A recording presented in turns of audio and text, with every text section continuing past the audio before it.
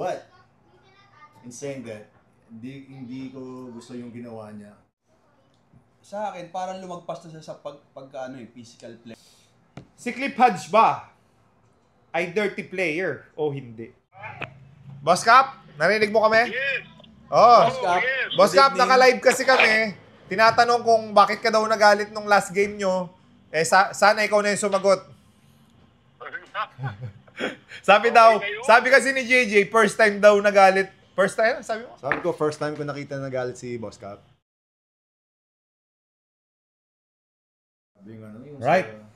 So mga amazing, nagbabagang mga balita. I-report po natin. Excuse me po. Mga amazing, Jay. What's up? Jerwin Gaco. Yes, bro. Sa PBA, maraming nag-comment sa comment section natin. Pag-usapan daw natin si Cliff Hodge. Of course, naabutan ko yan. Naabutan ko rin, di ba? Ikaw lalo, right? So, si Cliff Hodge ba ay dirty player o hindi? Ano yan eh, medyo complicated yan pag galing sa atin. Pero, pwedeng mag-comment tayo regarding sa situation. Napanood mo na ba? Panoodin mo. Kak, sila ba? Sangang chismis? Ako nag-send sa inyo. Nakita mo na. Nakita mo na. So, itong sequence na to,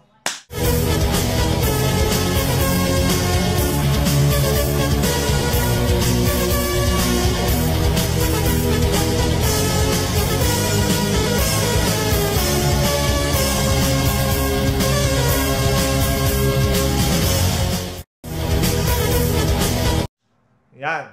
Yan yun. So, napanood mo na. What can you say about the sequence? First of all, una-una, I like Cliff Hodge's game kasi parang ano siya, yung Rudy Hatfield type player. Calvin Abueva. Sabi ko sana yun. Diba? Yung mga players na that does all the dirty work. So every championship team needs a player like that. Mm-hmm. But, in saying that, hindi ko gusto yung ginawa niya dun sa rookie. Rookie yun, di ba? Sophomore na yun. Sophomore. Mm-hmm. So, I think for me, that was a very dangerous play. Parang, ginawa niya parang wrestling move eh. Nakahawag dito sa neck niya. Buti hindi tumama yung ulo ng bata sa floor. Possible yun. Buti, Kasi, alanganin yun. Buti nakatukod yung kamay niya. Kasi kung hindi, possible talagang malakas yun. Dangerous. Pero, and ano yan eh, hindi naman, you can't say na hindi mo sinadya. Kasi dalawang kamay eh. Diba? Saka ulo yung... So, for me, that was a dirty play by Cliff. I don't really see him do a lot of dirty plays, pero every now and then. Pero I think that situation was a dirty move. If I was the other guy, yeah, I would have got mad also. Same ano ka? Same reaction? Yeah, probably, yeah. Kasi that's your career, man. Di ba? That's a bread and butter. Di ba kung, kunyari, yung nangyari kay Eugene Tejada. Maano yun. Kasi spinal cord yun eh. Spinal cord yun. Kung I'm saying, kung tumama yan. Paralyzed yun. That's what I'm saying, delikado. Buti na lang. Napanood ko pa yun. So, yeah, sa akin, that was a dirty play. Very unfortunate incident. Yeah, actually, ikaw, Dax, what can you say about the dirty play ba yun o hindi for you? Sa akin, parang lumagpas na siya sa physical player eh. Alam mo yun, meron mga physical player na tulad ni Calvin nga, hindi niya alam na nakapanakit na siya sa mga move niya, sa ginagawa niya. Pero sa kanya, parang okay lang. Pero mahirap kasi pag yung above the shoulder na yung tatamaan mo kasi delikado. Lalo na yung ganung incident. Hawa kami yung ulo talaga. Siyempre kung hindi ka nakakatukod, puputok yung ulo mo or magkaka-brain damage ka, yun ang pinaka-worst dun eh. Mahirap yun eh. Di ba? So kahit nasabihin ni Cliff Hodge na hindi niya sadya, pero siyempre ang daming dahil nakapanood, siyempre maraming magre-react na, di ba? Yung ganung mga sinadya ba o hindi, di ba? Ano kaya sa yun eh, mahirap pag gano'n kasi tayo, naglalaro din tayo. Player din natin. Mahirap pag makakita ng ganung incident na So same end of career yun eh. Same reaction ka sa sub? Ha? O mas ka doon, mas intense ka? Hindi naman. Kasi si sub medyo relax pa eh. Lumapit lang, kinomfront lang eh. Buti nga hindi agad sintok eh, no? Alam mo yung gano'n kasi yung ginawa sa kanya, parang pagtayo niya, Parang pag ibang player, susuntukin na yun. Yung ginawa ni Cliff Hodge pang NFL. Pang wrestling nga eh. WWE yun eh. Yung alam mo yung ginagawa, yung ginagawa. But, at syempre, si Cliff Hodge naman, naglabas na siya ng sentiment niya. Oh, yeah. Apologetic naman yung bata. Okay. Hindi ko nakita yun. Apologetic naman siya in a sense na... At si Commissioner ng PBA, binigyan na siya ng sanction. Tumataginting na 100,000 pesos. Wow, laki.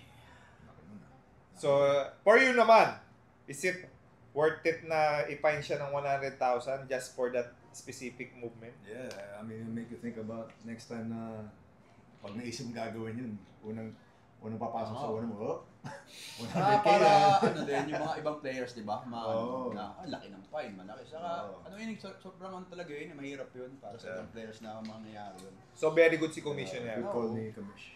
Para wala nang Commissioner. gumaya. Actually, nakasalubong ko si Commissioner Uy. sa Ano Shangri-La. Sabi sa'yo? Nagkita kami. Tapos, ang problem kasi si Commissioner, packet ng escalator. Tapos ako, pagdating, di ba mahaba escalator doon? Mahaba, yung mahaba sa Shangri-La.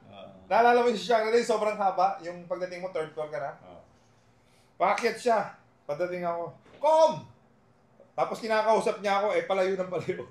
Sabi ko, Kom! Yung naman, hindi mo pa May inikutan. sinasabi si Kom, hindi ko naiintindihan. Sabi Sabi niya, Kom! Sabi Kaya niya, nga rin go. huwag ka nalapit sa akin. So palayo na palayo, Kom! Huwag ka nalapit sa akin, boy. Tapos sige, Kom, tawagan tayo. Tapos yun, Kom, nice to see you. I miss you so much. Tagal natin hindi nagkita. Dahil si Commissioner natin, si Commissioner Willie, close na close sa mga player yun. Yes. Shout out kay Commissioner Williams yan. May isa pang incident doon. After nun, di ba, parang sumugod pa si si Cliff Hodge sa bench. Ano yung sabi mo? First time mo First nakita. time mo nakita si Boss Cap nagalit. Alvin Ako Patrimonio. rin, oo. First time. Sino ba yung kaaway niya dun? Yung coach. Sino yung Coach coach na? na? Nenad. Nenad. Bakit? Ano? Yung mistiso. Anong story? Eh, nagkasuguran na kasi ng mga players eh. Okay. Suguran-suguran. Tapos pati mga coach. Ano bang nangyari? Nung una, galit si Boss Cap. Para sure tayo, tawagan mo si Boss Cap. Gamit yung phone ko. Pero ang ano ko, Si Jack. Phone niya. Mami, kaya mo tawagan si Boss Cap? Kasi, ang senaryo, galit siya kay Cliff Hodge. Kasi dirty play eh. So si Boss Cap, gusto sugudin si Cliff Hodge. Boss Cap, usually, calm and collective yun eh. Tumatawag na po, tinatawagan natin si Boss Cap. Kita nyo naman, ang PBA Moto Club lang nakakagawa niya. Pero hindi natin alam kung sasagot. Boss Cap! Hi, Boss Cap! Si Rico to, sa si JJ, saka si Jerwin Gaco. Nasa kotse yan. Boss Cap, narinig mo nung kung bakit ka daw nagalit nung last game nyo. Sana ikaw na yung sumagot.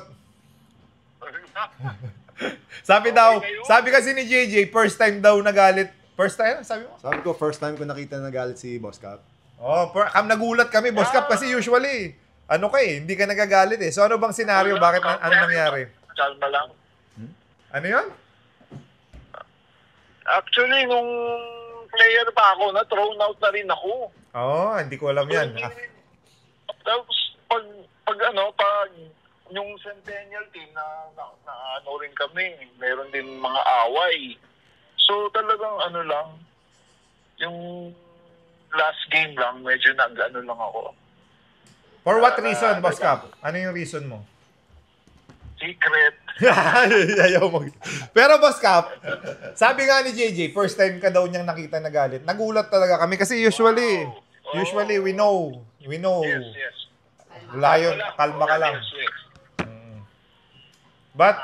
But ayun, Boss Cap, yung huling part, yung Nenad naman, yung Nenad na kakomport. Coach Nenad, Dinuro si Boss Cap, nakita ko eh. Hindi, may kwento dyan. May kwento. nagturuan lang kami. Di ba? Nakita. Okay. Turo-turo lang. Turo lang, walang word. Okay. Turo lang. Ayan lang, Boss Cap, nakikichismis lang kami. Hindi namin alam yun. Tinatanong lang ng mga ka-amazing natin, but again, yun nga, siyempre, we know, Alvin Patrimonio is... Pero okay na. What? Okay na tayo, Boss Cap. Napay naman na sila eh. Oo, meron ng hatol. Meron ng ang PBA may hatol na. Alright, Boss Cap. Move forward. Yes. Congratulations, Boss Cap, ha. 6-0 start. Oo nga. Okay, thank you. Pero ikakwento ko sa'yo, privately. Yeah, ano gusto ko. Alright, mga amazing. From Okay, Boss okay. Cap mismo. Thank you so much, Boss Cap, for accepting our call. Thank you. OJ. Ako yan. Boss Cap, Salamat. thank you. Appreciate. See you, Thank see you. you. Thank you, Boss Cap. Ingat ka, boss. Bye-bye. Accepting Thank my you. call, Thank call you. ko yan, hindi nyo call. Alright, kay Boss Cap na mismo nang galing. Mga There's a reason why they call him Lionheart. Minsan lumalabas yung lion. Hindi, normal sa mga basketball player yung emotions Yeah. natin. Ang sabi naman ni Protect niya yung player niya. Yeah, sabi naman ni Cliff Hodge, yung emotion niya, nung nag-apologize siya, sabi niya, i-check niya na yung emotion niya. Well, 100,000 din yan. Masakit din yan, no? Well, let's give it up to Cliff Hodge for owning up to his mistake. Oh, kasi sinabi rin niya na siyempre maraming mga nag-a-admire sa kanya, mga fans, mga bata na nanonood. Mga anak niya. Mga anak, mga anak niya, siyempre kailangan niya maging role model din sa mga kabataan, mga anak niya. Ang kwento, may naglabas ng article si Coach Luigi Trillo. Oh. Oh, hindi ko nabasa yan. Si Coach Nena daw nakaturo, pero hindi daw kay Boss Cam.